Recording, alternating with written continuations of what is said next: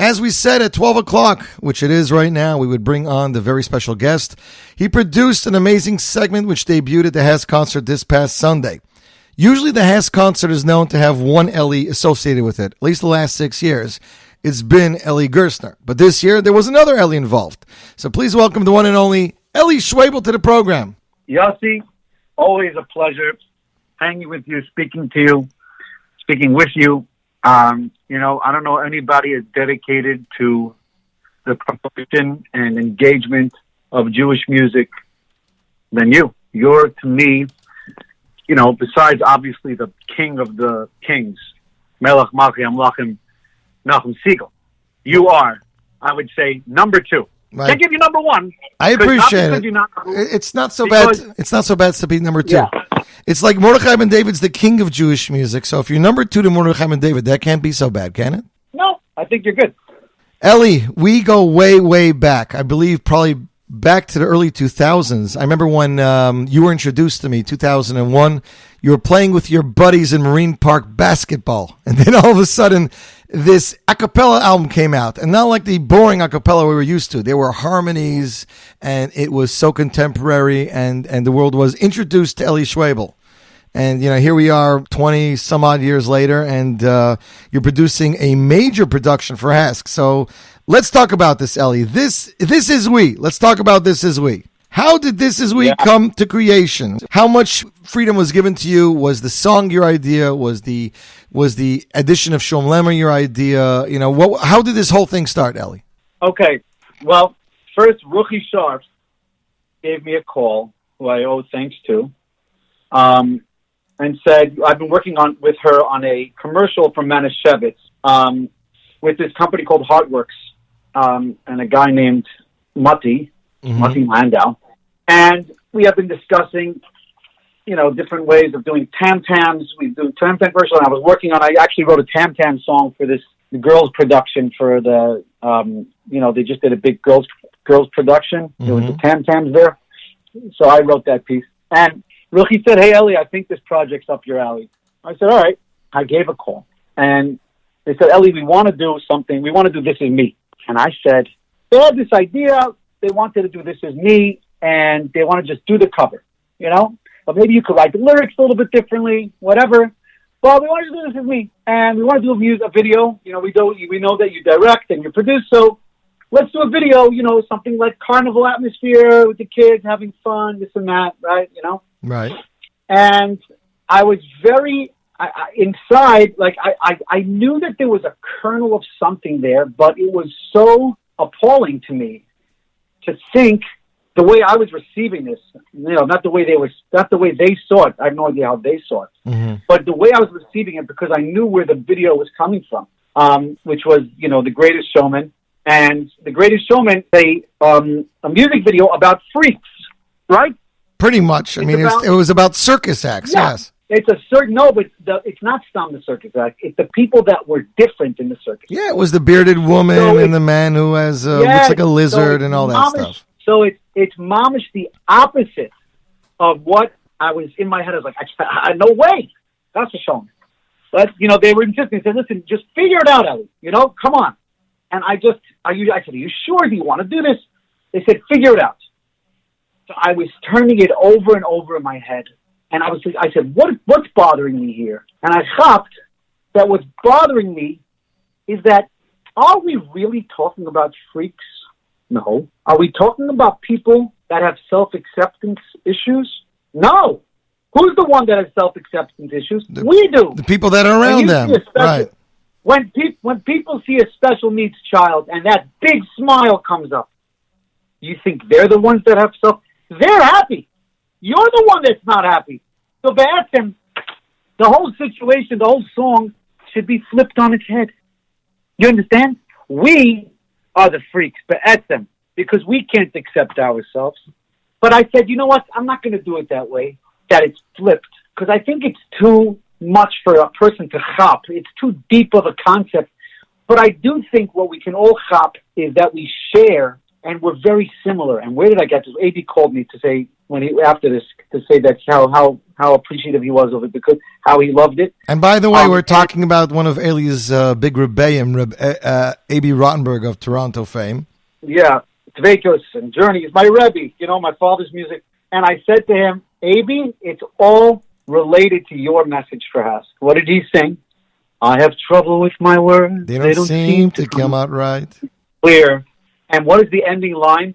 You are not so different, you and I. Right. You are not so different, you and I. So the whole messaging of Nebuch to these children, right? Mm-hmm. That message is the wrong message. Absolutely not. So I told HASC, I said, we are going to revolutionize what this means to look at a child like this. I'm going to make them beautiful. I'm uncovering the truth of who these magical, angelic, gorgeous children are. I want them coming, not in costumes, chas v'shalom, Shabbos clothing. I want them to look gorgeous. And I had them each experience the music as they would, engage with the song as they would, me engage with songs as I do, the drummer, the dancers, the guitarist, Shulem, and all of us are engaging with something that's beyond this world, which is music. Mm-hmm. Which transcends. And to give them the platform to be shown this way in their beauty and their pure connection to the music and the joy, and to weave all of these moments together was literally one of the greatest joys of my life. Mm-hmm. It was because it's such a sensitive, so sensitive. How do we engage with this? Someone's supposed to be there.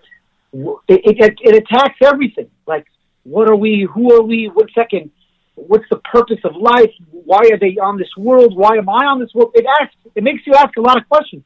And that's why that's why this thing is going world. It's Baruch Hashem. It's going global right now. Right. I mean, I'm getting calls. Hugh Jackman's lawyer is a friend of mine. Really? And he said, yeah, he's sending it to you. He asked me, Ellie, do you mind if I send it to Hugh Jackman? And you were like, no, I'll even pay you to do it. Yeah, exactly. No, I mean, I'll put it this way, okay? The response I'm getting is not from only the Jewish world. Every person I sent to on my contact list. But do they understand what the children of HASCs, they understand their backgrounds at all? Or they're just, everybody. Or they're just viewing it as a music video with children who are singing? No, the music video is, let me tell you something. The song is gorgeous. The way I did it with Shulem, the way I produced the music, I'm very proud of it. Mm-hmm. And it's a great song. And it's a song that's been covered like a million times over in the secular world. So it's also very hard to reimagine something like that, and recreate it where you're not changing it too much, but you're changing it somewhat. Yes, and the message is flipped on its head. You see, where they're not saying I'm defiant. You see, in that song, it says, "This is me. It's all about me." Right. And that's what I said to HASC. I said, no, it's not this is me. This is we. We are all the same, and we share this. They don't need self-acceptance. They don't need it. They're not these other people. They're not like these. Do not look at them like those circus act people. Chas v'shalom. We're the circus act compared to them.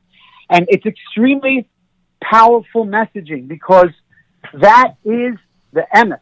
That's the emes. When you show the emes about the beauty of a pure child, a pure person that deals with issues, that has the full emotional range, by the way, complete emotional range. They experience sadness and loneliness. They experience happiness.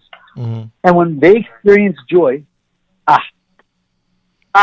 So I got to tell you that I watched the video. I loved it, but I don't think I understood the words until I played it the second time and went through the lyrics, and then it was like it penetrated me deeper because, I'm reading the words, hide away, they say, because we don't want your broken parts. It didn't even dawn on me the first time I watched it. I didn't even pay attention to the words. I've learned to be ashamed of all my scars. Run away, they say, no one will love you as you are. These are very... I can cry. I can cry when you say that. Right? Yeah. It's let me tell you something. We all experience that on some level. And it's very important that everybody who listens to the song is able to take that message and internalize it for themselves. And that's what they're doing. Whether they're conscious of it or not, that's what's happening. Okay, and that's why it's so powerful. All right, so you get approached by HASC. You know the song. By the way, were you a fan of the song before or not? I didn't know the song, to be honest with you. I did not know the song. Ellie, serious? I didn't know it. Wow. I didn't know it. I'm busy. I didn't know it. Okay, and after you heard it, were you like, this is Taka something? Or you were like, okay, I'll just do my best with it? At first, I was like, wow, cool. I like what they did there. Wow. Ooh, wow. But I wasn't in love with it. Mm-hmm. When it comes to songs and being in love, it doesn't work for me the way, like, it works. If I live with the song and I experience it myself and I play it and sing it, mm-hmm. that's when I get in touch with the song. Stop listening to songs. That's beautiful. I love that song. It's great. But to make it where I'm really, really connected to it, I have to play it over and over and over again. Right. No, I definitely see. I've been in HASC many times in the summer doing some events for them, live streams and whatnot. So the child with the microphone, I've seen him do that at concerts in camp. This is what these kids are like. The one with the drum also. This is when they hear a song that stims with them. This is like, it's like you said, do this. You're like, okay, here's a song. Do what you usually do. And we want to capture that on camera. Yeah, I'll tell you. That's what I said. And that's why I said it's the truth, because this is what they do. This is who they are. I wasn't trying to make them do something. Mamish, what you said, it's not exactly like you just said it. Which I was talking to my Rebbe this morning on Siddur Alive. I do every Monday, Wednesday, and Friday from 9 to 9:30 a.m. Malcolm Siegel's a listener, by the way. He listens every Monday morning. You do an Instagram share? Yes. Every Monday morning, Instagram Live. Monday, Wednesday, Friday, around 9 to 9:30. With my Rebbe, Rabbi Daniel Cohen from Bat Ayin. And some of the excerpts are in them 5 times Jewish Times every week, called Siddur Alive. Mm-hmm. Anyway, my Rebbe, I was talking to him this morning. I said, what is it about aesthetics? What is it about performance? Why is it so connecting to these people? And what am I doing? How does this all work? Like, what's happening? What's with beauty? And that's why Yaakov is Tiferes and Emes. Beauty and truth are very connected. And that's how they're connected, because when you see the truth of something, before I did this production, you saw a kid. When you see this production, you say, wow, what a kid. What do you mean? The kid was doing that beforehand. Right. What's the shot? It was put in perspective for you now. That's it. I turned the lights on. That's all. I didn't do anything. I mean, I did. It takes a lot of craft and a lot of knowledge and many years to do what I did. But what I mean is I didn't take this kid and make it something it's not. Right. I showed you what it is. And that's the Emes. And that's the beauty. That's why it's beautiful, and it's the Emes. Now, Ellie, shooting with these kids, did that delay any of the production because, you had to let them do their own thing, or was it a fun experience for you? It was crazy. I was playing, directing, performing. It was Meshuggah. But it wasn't so crazy. I mean, they had a photo shoot downstairs. Mm-hmm. They came up. I said, okay. They said, we'll put all the kids in. I said, one second, give me each child. I want to engage with them. I want to talk to them. I want to see how things work. Let me see. And I saw this kid go over, this little kid, he go over to my mic, the big mic, and he started singing in it, and touching it and grabbing it. See, I said, no, and everyone said, no, in the studio, right? You can't. Right. I said, no, hang on a second. I asked my engineer, to bring me a mic, and I plugged in a mic, an actual mic that was live, and he sang. Mm-hmm. He learned the song and knew the song. Really? All the words, everything? On the spot. Wow. On the spot. Crazy. I was like, oh my God. And you shouldn't. He was eating. When you see him singing there, he's singing. I got to tell you, I love that ending with him bowing. It was like and you can tell there was no way planned in the world. It was just something that was caught on video, and you're like, that's the perfect way to end this meaningful performance. Okay, so I saw him bow. Okay? Like in a weird way. Mm-hmm. And I said, no, come here. One more of that. Now, open your hand, and then open your hand, and then lay down. And he did it twice for me. Wow. So I said, and then I got the perfect shot. And that was, when I saw that, I said, this is going to be wow.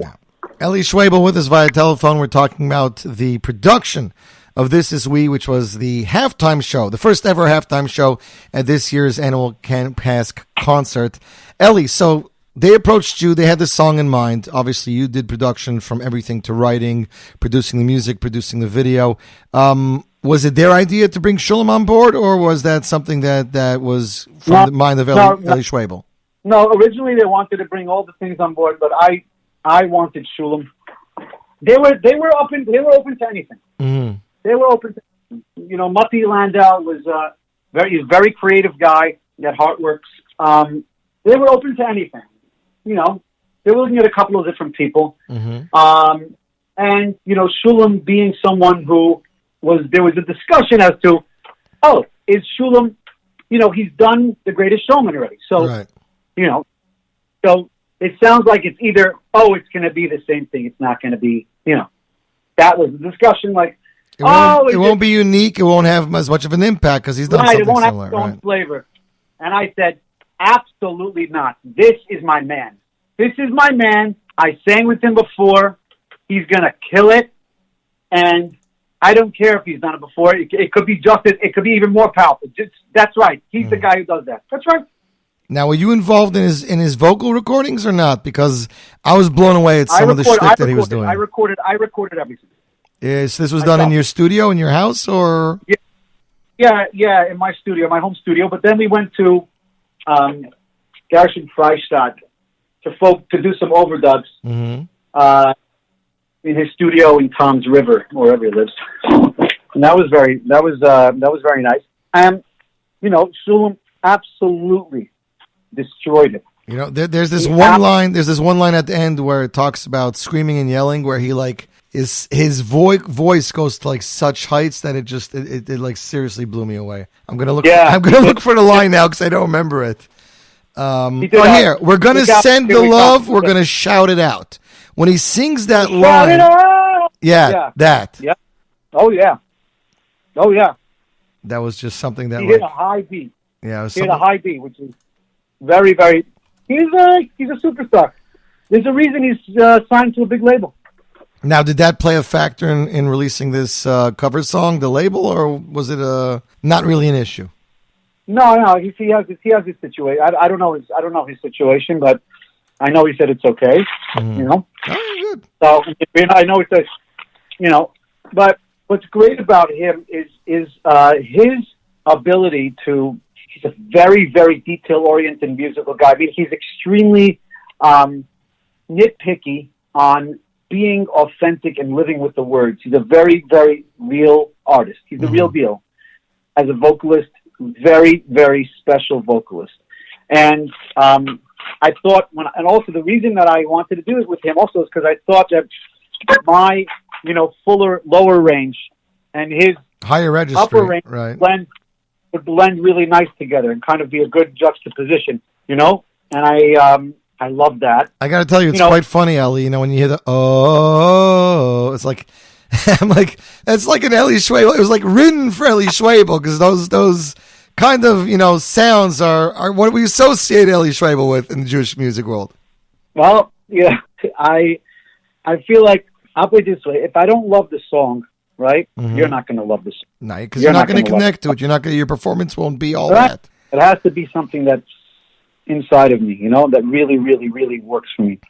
Okay, so I see the video that was up in 3 different channels. It's on HASC's channel, it's on Shulem's channel, it's on your channel. What was the reasoning behind that? Anything specific or not really? Well, it's that everybody has this is something that a YouTube channel is like a home. It's like where you go to see what this person was involved in, right? Right. And when you do a duet, each person has a home.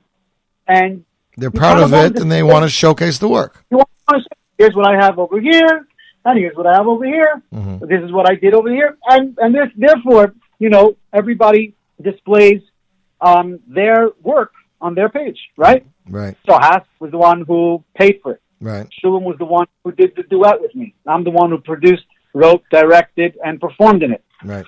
So everybody has their thing that they did. And, I mean, to be honest with you, it could have been just HASC and we could repost it. But for me, I'm very, very proud of it. Right. I put months into it. So, All right. Eli Schwebel with us via telephone. We're talking about the release of the brand new production song video, This Is We, which aired at the HASC concert. Eli, what was that like? I saw pictures of you sitting there at the concert watching it on the big screen. Well, obviously, you've screened it before it was aired, but what was it like being there while the crowd was watching it? Oh, man, it was surreal because it's like performing, right? But not. It's like it's a really weird feeling. Like, I know what's happening. I was kind of like singing along to it, and I was like, whoa. And was there just silence afterwards, or was there like mad applause? No, there were about 300 people there, and I never had a reception like that in my life. I never had as many people come over to me, just one after the other, just nonstop. And I was like, what a feeling. What a feeling to put all that time and effort into it. And you were like, why am I not doing this for a living? You know that I am. But, yeah, right? Obviously. Yeah. So the one question we keep getting asked, Eli, is the song going to be available for purchase somewhere? Everybody wants to own this on their playlist. Everybody's getting it ASAP. I just thought after texting Shulem right now. Shulem, we got to get it up. Let's go, Shulem. All right, so it will be available for purchase on all digital formats in the near future, correct? Oh yeah. We just said the problem is it doesn't happen right away with these things, but it's going to be right. So earlier, not even that long ago, probably about 2 months ago, you released a brand new single entitled "Whole with You." Now, you're touching a lot of different parts because the Noida L'cha, which was very personal to you, obviously after you overcame COVID, and this whole with you. Now, tell me if I'm right, Eli. When we were talking before your release of your debut album, Heart's Mind, when the album, I believe, was still called Coincide, am I right about that or not? Mm-hmm. Was Whole with You part of that original group of songs, or was this? No, not at all. Now Eli's realizing how far back we go. That I remember what his original album title was.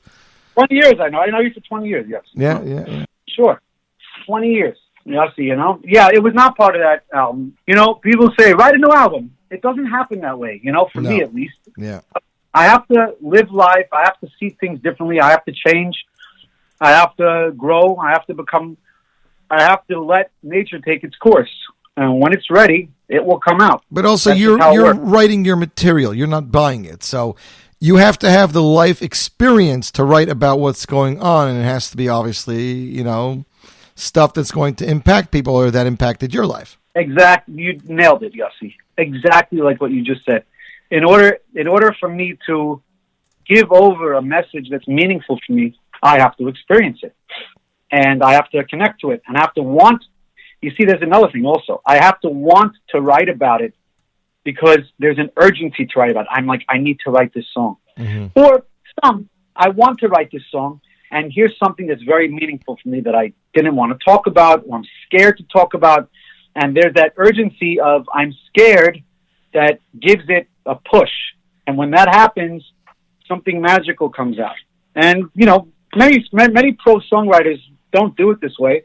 They're able to sit down and just do it naturally. I'm getting better at it, but I'm not there yet. I'm still like a little bit of too much of a purist regarding that. I really am learning how to get out of that purist mentality, to be honest with you, and be able to write a little without like.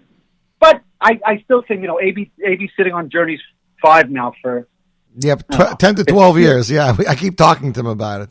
I told. And a DeVekas album or two, he told me he has enough material. He just needs to get it out there, so to speak. Yeah, I told him. I said, AB, let me produce it. Just trust me. I was in Toronto a year ago, and I told him that. I said, but he's my Rebbe, man. He so understands this lyric. Like he understands it so deeply. When people are listening to a new song, they're listening to the melody first, lyrics second. When AB's listening to it, he's doing both at the same time, if not lyrics first, because he wants to connect to the song. Right, exactly. Melody is actually more important, by the way. I'm just saying for catching people's attention. No, obviously, but as a songwriter himself and as a lyricist, he wants to connect to the words as well. Right. Yeah. And I think that's what makes a song. You know, when somebody listens to a song and you say something that touches a chord, you see, if I go, oh, that's a great follow up to I'm alone, and then you're like, and then you can connect to that. Oh, I'm alone. Okay. Oh, that's what is going to connect to, or you know, I am brave. I'm going to connect to I am brave. So I can take the same melody, right? Mm-hmm. Give you 7, 10 different emotional experiences that you can connect to with the same exact melody. Right. It's all about what the lyric comes before and how you engage with that. So, you know, it's like, that's why the lyric is so important.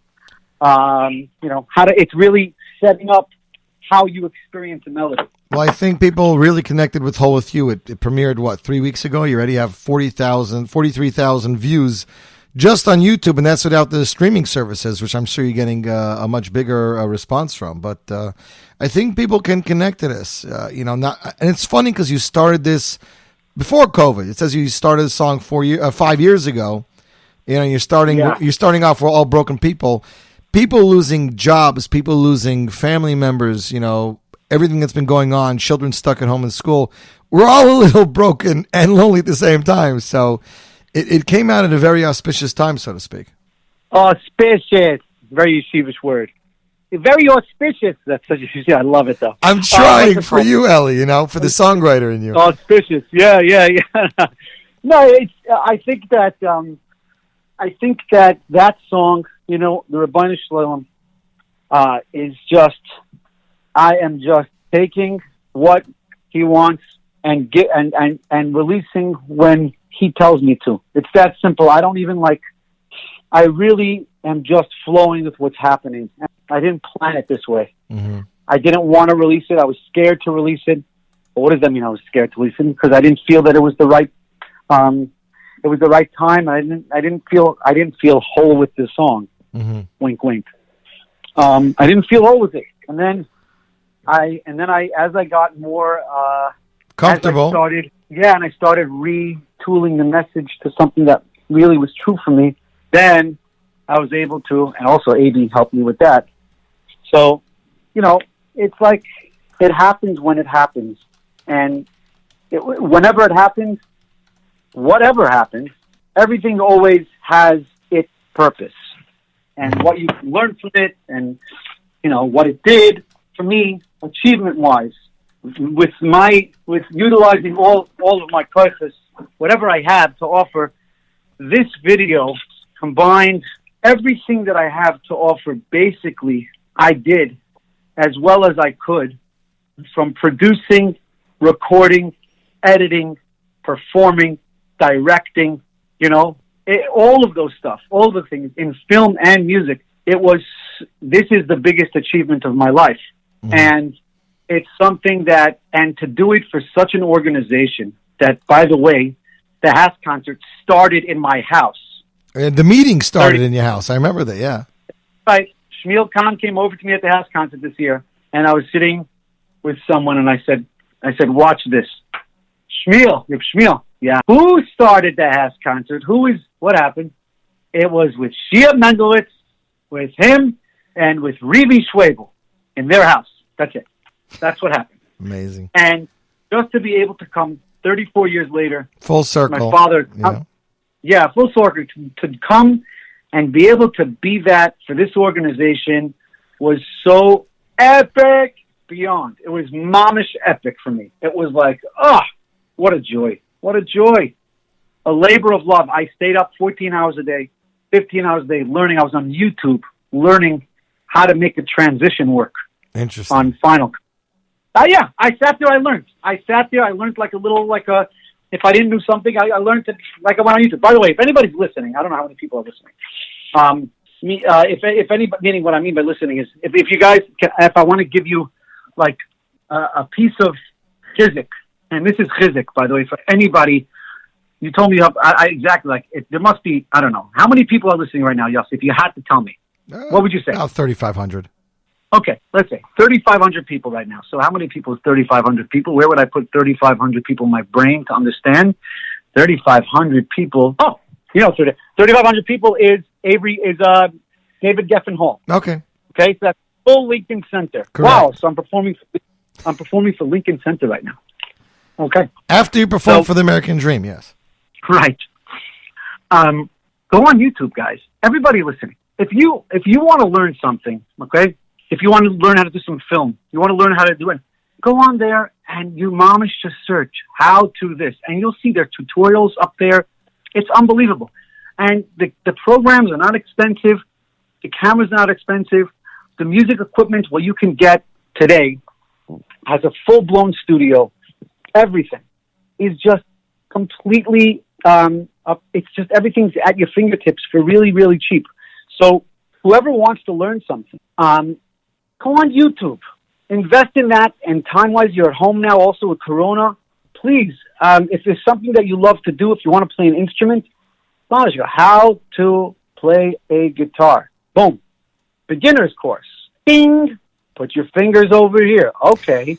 So, by the way, I'm not kidding. I did this. No, I believe you. I've done the same thing myself with certain programs that I've been working with. And let me tell you, a lot of people are scared to do this. I'll tell you why, right? You're scared when you get older. You're scared to be a baby. You're scared to be a little like, what, I can't do this? I have to start like, ugh, I can't do any of this. I feel like an idiot. Yeah, okay. You're a baby. That's fine. Okay. You're learning like a little baby. But you're in your own house. You're in your own comfort. Nobody has to know about it. It's private. Yeah, exactly. That's a great point there, yes. And learn at your own speed. Watch it a few times so you get it. Go step by step. Yeah. Just do something simple, step by step. Don't be scared. Okay? Everybody who's professional, everybody who's professional at something did that for every single thing that they did.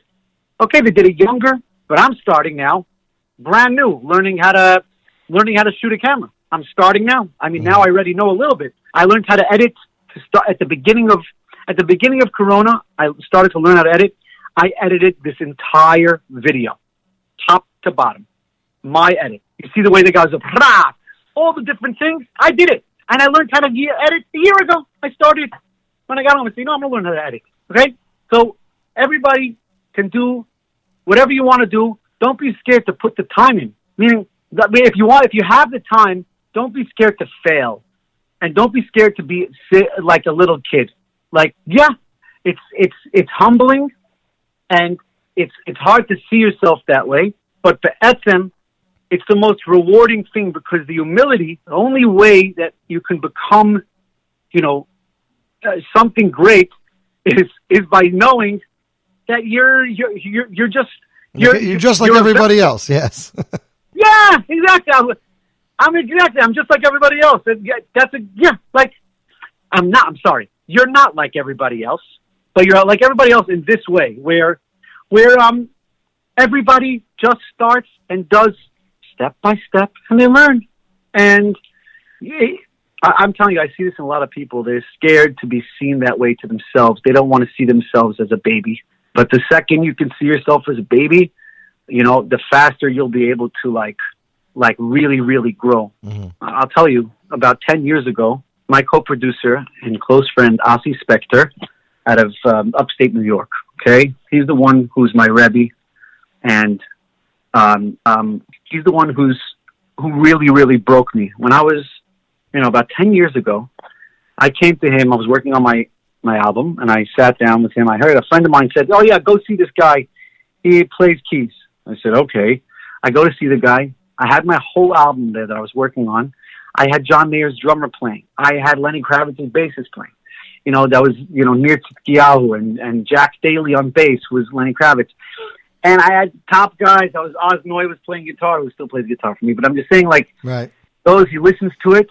He goes, "Eli, this is beep." I said, what are you talking about? What do you know? He goes, "This is horrible. I don't care if you have the best musicians. This is plastic. It sounds like fake. It's plastic, fake, fakeness, this music." And I was ice-mensch. I said, "Get out of here." He wasn't talking about the songs. He was talking about the production. Exactly. And I said, "What do you know?" I said, "I put out 4 albums, Leif the Heart, 1, 2, 3, 4.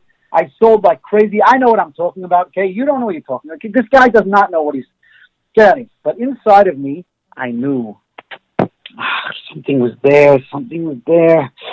And I went back to him once more. And he goes, I said, why'd you say it to me? He goes, sir, because it's this. I said, what's wrong with that? Tell me. He goes, listen to this. Do you hear this? I'm like, no. He's like, okay, whatever. I went outside to eat lunch. And then I heard upstairs him go, he played a snare drum. And it's a sound that I never heard in my life. The way he played a snare. It was a soft, everybody just going, ka, ka, ka, right? Right. And he went, the snare was fat and big and round.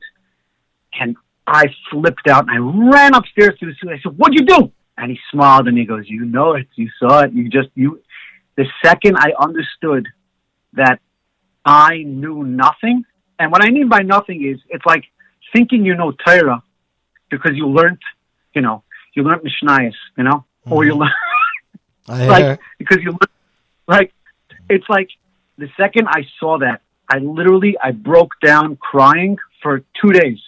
I destroyed my ego musically, and I sat and I said, teach me. And my ego was just destroyed. I saw myself trying to hold on to this identity of me being the number one producer, a cappella genius, this and that. I think I know everything. And the second I saw what I really was, which was just an overconfident, haughty, I was being like holding on to this identity thing from an insecure place. Mm-hmm. And the second I saw it, I cried. Oh, did I cry? Oh my God. I cried for days. And cause I saw that I saw what I was, and from a place of humility to wanting to learn from a master who really, really knows what's going on. And I became teachable. Mm-hmm. The second I became teachable, I became a student. I'm going to be a student for my life. You have to be open to the learning experience to say, okay, I really don't know. Now show me how much I don't know. Yes, I don't know. Exactly. Please teach me. No, it's more that I don't know. It's please teach me. Mm-hmm. Teach me. I want to learn. Please. And I went in with that. I go in the attitude with everything in life. Like, it's not like I don't care. I want to learn how to get better and how to understand more and how to do better and how to improve, how to expand and see things differently. And that's my attitude these days and past 10 years. So it's been paying off because I'm not concentrated on what you think about it. I don't care. Right. I don't care what anyone thinks about what I'm doing in that. What do they, meaning like, would you approve of it? I don't care. I know, because I'm not stuck in the identity thing of how do you view me? Like, how does this, am I gonna feel self-conscious? I'm not self-conscious, like, when it comes to this stuff. Everyone has self-consciousness, but I'm saying regarding the art, I care about one thing: what's best for the song, what's best for the video, what's going to get the message through to me, and then therefore, if I trust, and that's what I spoke to my Rebbe this morning, that if I feel it, you will feel it. If it resonates with me, it will resonate with you. Words of wisdom from Eli Schwebel. Eli Schwebel with us via telephone. We're talking about the release of his brand new production. This is we created for Camp HASC, and of course, anything Eli Schwebel. Eli, 3 questions before you go, because I know you got to go. You have a busy day ahead. A, has any hat company approached you to start wearing their products in music videos? Did you say hat, H-A-T? Correct, H-A-T. Oh, yes. Yes, that happened a while ago already. But I'm thinking of coming out with a hat line because I'm crazy about hats. But the person I go to is really is in Manhattan. He's one of the top, and his name is Orlando Palacios. Mm-hmm. And he has a company called Worth and Worth. And I was going to do a Schwebel line, an Eli Schwebel line with him. Hat. No. And then I forgot about it. I figure if Gad Elbaz can have a wine line and a high level of yarmulkes and judaica, why not Eli Schwebel with fedoras? Yeah, I'm very. I would totally do it. Okay. Lev Tahar, you mentioned them. They're obviously a big part of your identity besides, the Eli Schwebel part to it. Fans want to know, anything cooking with Leif Tahar anytime in the near future?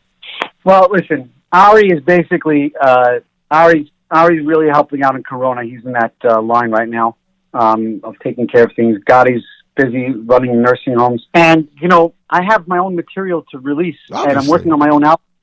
The amount of time that it takes for me to do a song correctly, the perfection around it, I'm developing my teams more and more as we go. Mm-hmm. Gotti has a song that he wrote. I like a piece of it a lot, and I'm talking about co-writing with him this one song and maybe doing it Leif Tahar as well. Oh. It's amazing. The chorus is a killer chorus. Oh, it's a killer chorus. But we'll see. I mean, I have to call Yossi Green, which I'm going to do right now. Yossi, text him. Yossi, right. I'm on the thing. Yossi, I love you. I'm on the radio with Yossi Zweig. We have to get together. Yossi has a song right now. Mm-hmm. We need to release that song. Are you planning to take a Yossi Green song and a song from Gotti and smash it together? Is that what you're saying? Or these are two different conversations? Two different ADD conversations. Okay, so basically Yossi Green has one of the greatest songs I've ever heard in my life. Mm-hmm. But I think it's his top 5 songs of Yossi Green, and I want him to release it himself. I want him to sing it himself as his producer. I want him to do it. So I'm keeping on pushing him and to do this. And this song is such an epic song. I just haven't had the time, and he hasn't. There's been too many things going on, but I need to set a date, get in the studio together, and nail it. Yeah, I mean, you produced that track for him, Purim, last year. It was a very funky track. Yeah. Yes, I did. What a great... That's such a fun song. I'm going to have to play that next week for my Purim show because there's so much fun and funk in it. It was just great. Yeah, it's great. I'm very proud of it.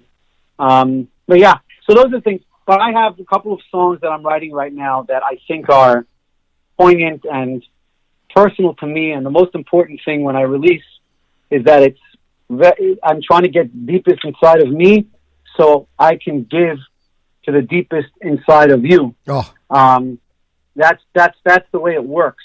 The more I reach deep for me, the more it will reach deep for you. So I'm trying to give over, and people don't realize that I am here for you. Well, I work for you. I'm not joking, by the way. I work for you. No. You don't listen to my stuff. I work for you guys. Mm-hmm. Meaning, you're my boss. You get that? You guys, you chop that about yourselves or not?